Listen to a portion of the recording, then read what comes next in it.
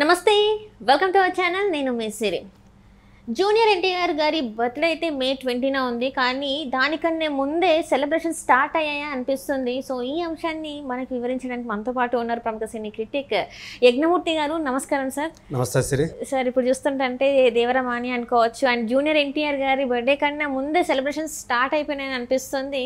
So అసలు ఏంటి అంటే ఈ సెలబ్రేషన్స్ దేనికోసం, అసలు ఏం జరగబోతుంది? ఇంకా చాలా డేస్ నుంచి అసలు జూనియర్ ఎన్టీఆర్ గురించి అసలు ఎలాంటి ఇన్ఫర్మేషన్ లేదు మనకి. సో మే 20 అయితే తన బర్త్డే ఉంది, కానీ సోషల్ మీడియాలో మాత్రం ఒక పోస్ట్ అయితే వైరల్ అవుతుంది. సో మరి దానికి సంబంధించి మీరు ఏం చెప్తారు? RRR తర్వాత జూనియర్ ఎన్టీఆర్ ఏ సినిమా చేస్తున్నాడా అని చెప్పేసి అందరూ చాలా ఏగర్గా వెయిట్ చేస్తున్న టైంలో తను దేవర మూవీ అనౌన్స్ చేశాడు. అది కూడా కొరటాల శివ. సో వాళ్ళిద్దరు కాంబినేషన్లో జనతా గ్యారేజ్ తర్వాత మళ్ళీ ఒక సినిమా ఎప్పటి నుంచి అనుకుంటూ ఉన్నారు. సో RRR వల్ల అది కొంత డిలే అయింది. తను వేరే సినిమా కమిట్మెంట్స్ తోటి కొరటాల శివ, ఆచార్య సినిమా ఇట్లా దానివల్ల అది కొంచెం గ్యాప్ వచ్చింది. మొత్తానికి ఇప్పుడు అంటే ఎవరు ఊహించని రీతిలో ఇప్పుడు దాకా ఏంటంటే తెలుగు సినిమాల్లో నది మీద, సముద్రం మీద సినిమాలు వచ్చాయి. సముద్రం అనే టైటిల్తో సినిమాలు వచ్చినాయి. మహాసముద్రం వచ్చింది, సముద్రం వచ్చింది, ఇట్లా వచ్చినాయి. ఇప్పుడు దాని మీదే అలా మహాసముద్రం మీద పూర్తి స్థాయిలో ఒక యాక్షన్ ఫిలింని, ఎమోషనల్ యాక్షన్ మూవీని మన ముందు ప్రజెంట్ చేయడానికి కొరటాల శివ జూనియర్ ఎన్టీఆర్ని దేవరగా మన ముందుకు తీసుకొస్తున్నాడు. సో దసరా కానుకగా అది రాబోతుంది.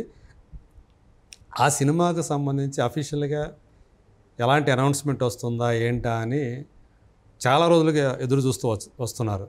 ఎందుకంటే ఇదివరకు వచ్చినటువంటి ఏదైతే తన ఫస్ట్ లుక్ ఏదైతే ఉందో అది ట్రమండస్గా ఉంది, సూపర్బ్గా ఉందని చెప్పేసి అట్లా ఆయన look, junior NTR look.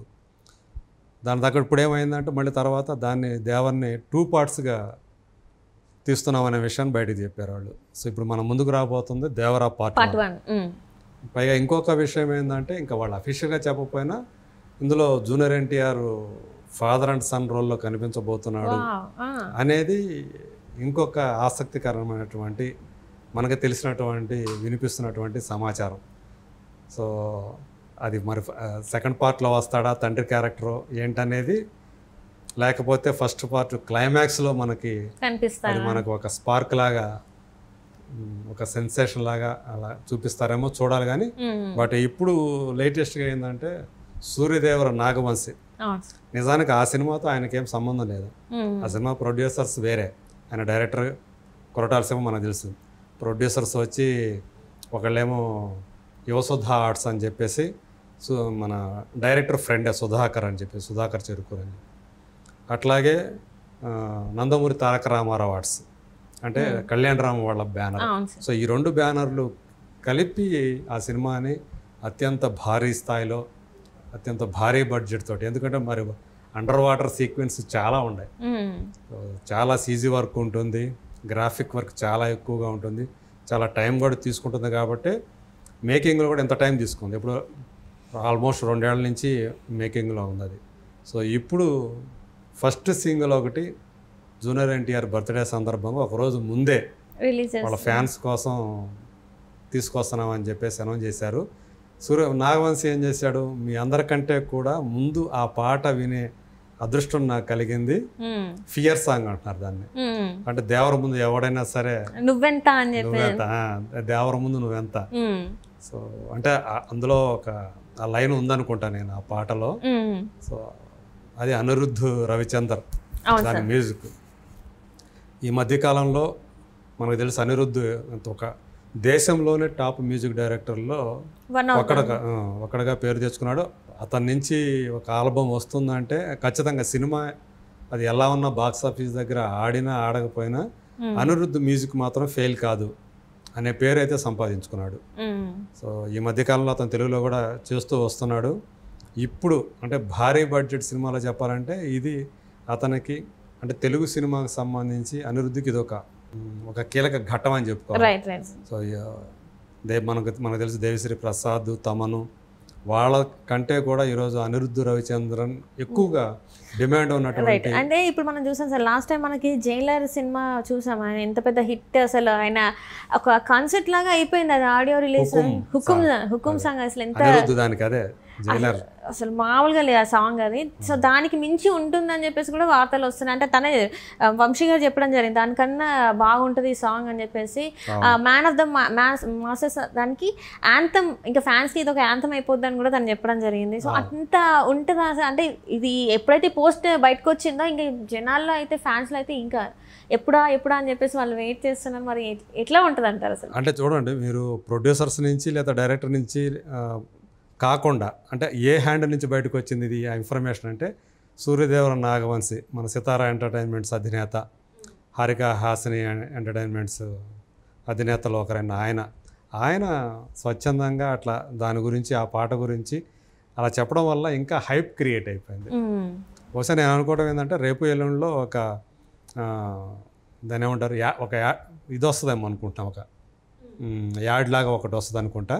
So 19 వస్తుంది అని చెప్పేసి, తర్వాత ఈ పాట వస్తుంది ఫియర్ సాంగ్ అనేది వస్తుంది. సో ఖచ్చితంగా ఫ్యాన్స్కి మాత్రం ఒక అల్టిమేట్ ఫెస్టివల్ లాగా ఉంటుంది అని చెప్పేసి నాగవంశీ చేసినటువంటి ఆ ట్వీట్ వల్ల అర్థమవుతూ ఉంది. ఖచ్చితంగా ఫ్యాన్స్ కూడా దాన్ని వెంటనే వైరల్ చేశారు, విపరీతంగా రీట్వీట్లు చేస్తున్నారు. సో ఖచ్చితంగా అంటే వాళ్ళకు ఉన్నటువంటి పరిచయం జూనియర్ ఎన్టీఆర్కి నాగవంశీకి చాలా సన్నిహితమైనటువంటి అనుబంధం ఉంది. సో వాళ్ళ ఫ్యామిలీతో కూడా నాగవంశీ ఫ్యామిలీకి బాగా క్లోజ్ పరిచయం ఉంది. అందుగురించి తను తట్టుకోలేక ఆ పాట విన్న దగ్గర నుంచి ఆ తట్టుకోలేక ఎప్పుడెప్పుడు ఆ విషయం బయటికి చెప్దామని చెప్పేసి అట్లా ట్వీట్ రూపంలో వదిలేశాడు. లేకపోతే లోపల ఉండిపోతుంది కదా, కష్టం. అది అట్లాంటిది ఇంకా ఫ్యాన్ మూమెంట్ అంటారు కదా సార్, ఫ్యాన్ బై మూమెంట్ లాగా తనకి ఇంకా లోపల ఆగిపోలేదు అనమాట, బయటకి ఇంకా చెప్పేసేయాలి. నేనే ఫస్ట్ విన్నాను అని చెప్పేసి తను అదే చెప్తున్నాడు, మీ అందరికన్నా ముందు నేను విన్నాను ఇంకా అని చెప్పేసి తను అంటే అందులో ఆ సంతోషం అనేది కనిపిస్తుంది యాజ్ అ ఫ్యాన్ గా, ముందే విన్నాను అని చెప్పేసి. సో మరి ఆ ఒక్క లైన్ కూడా ఉంది కదా, దేవర ముందు నువ్వెంత, అది చాలా అనమాట. తను కూడా చెప్పారు సార్. సో అంటే దేవర అనేది ఎలా ఉండబోతుంది అనేది ఈ పాట చెప్పేస్తుంది అనమాట. మరి ఆ పాట ఎలా ఉంటుంది ఏంటి అనేది మనం 19వ తేదీ వరకు వెయిట్ చేయాలి. కరెక్ట్గా ఫీస్ట్ లాగా ఉంటుందా దేవర అభిమానులందరికీ, అలాగే జూనియర్ ఎన్టీఆర్. సో తను కూడా ఈ సినిమా కాస్టింగ్ కూడా భారీ కాస్టింగ్ మనకు తెలుసు. సైఫ్ అలీ ఖాన్ విలన్ గా చేస్తున్నారు. ఆయన హీరోయిన్ వచ్చేసి శ్రీదేవి వాళ్ళ అమ్మాయి, ఫస్ట్ ఫిలిం తెలుగులో. అది కూడా ఎన్టీఆర్ మనవడితోటి శ్రీదేవి కూతురు ఇలా జట్టు కట్టడం. సో వాళ్ళిద్దరి యొక్క ఆన్ స్క్రీన్ కెమిస్ట్రీ ఎలా ఉంటుంది, వాళ్ళ పేరు ఎలా ఉంటుంది అనేది కూడా చాలా ఒక ఇంట్రెస్టింగ్ టాపిక్. సో ఖచ్చితంగా జాన్వీ కపూర్ ఈ సినిమాకి ఒక యాడెడ్ ఫ్లేవర్ అని చెప్పేసి అనుకోవాలా. ఆమె గ్లామర్ కానీ ఒక మంచి క్యారెక్టర్ వైజ్ కూడా, ఎందుకంటే ఆమె ఇప్పుడు దాకా చేసినటువంటి మోడర్న్ లుక్తో కాకుండా ఒక విలేజ్ గర్ల్గా ఈ సినిమాలో కనిపించబోతుంది ఆమె. అట్లాగే సైఫ్ అలీ ఖాన్ అటు హీరోగా చేశాడు, విలన్గా కూడా ఓంకార్ అనే సినిమా నుంచి అతను విలన్గా కూడా రెచ్చిపోతున్నాడు ఆయన. సో అట్లా చాలా డిమాండ్ ఉన్నటువంటి ఆర్టిస్ట్ తను. సో సైఫ్ అలీ ఖాన్ విలన్గా ఉండటం ఖచ్చితంగా పర్ఫెక్ట్. అంటే హీరోకి తగ్గ విలన్ ఉంటే ఇంకా అది ఏ రేంజ్లో ఉంటుందో చెప్పాల్సిన అవసరం లేదు.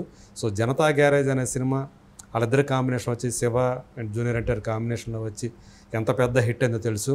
ఎందుకంటే అంతకుముందు సింహాద్రి తర్వాత మళ్ళీ తనకు ఒక బ్లాక్ బస్టర్ అంటూ వచ్చింది జనతా గ్యారేజ్ అని చెప్పేసి ఆ రోజుల్లో చాలా ఆనందపడిపోయాడు జూనియర్ ఎన్టీఆర్. ఇప్పుడు దేవరతోటి ట్రిపుల్ ఆర్ వచ్చేటప్పటికి తను రామ్ చరణ్ కూడా ఇప్పుడు తను సోలోగా ఈ దేవర్ అనేది సో జూనియర్ ఎన్టీఆర్ని మరి ఇంకొక మెట్టు స్టార్డమ్ని ఇంకొక మెట్టు పైకేస్తుందని చెప్పేసి అనుకుందాం ఖచ్చితంగా.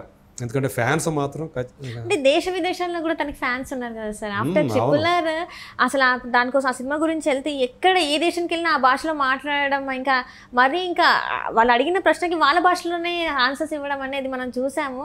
సో ఇంకా ఫ్యాన్స్ పెరిగిపోయారు. సంతాగ్రాహి కదా, ఎంత పెద్ద ఎన్ని పేజీల డైలాగులు అయినా సరే సింగిల్ టేక్ లో చెప్పగల ఆర్టిస్ట్ కూడా. అవును సార్.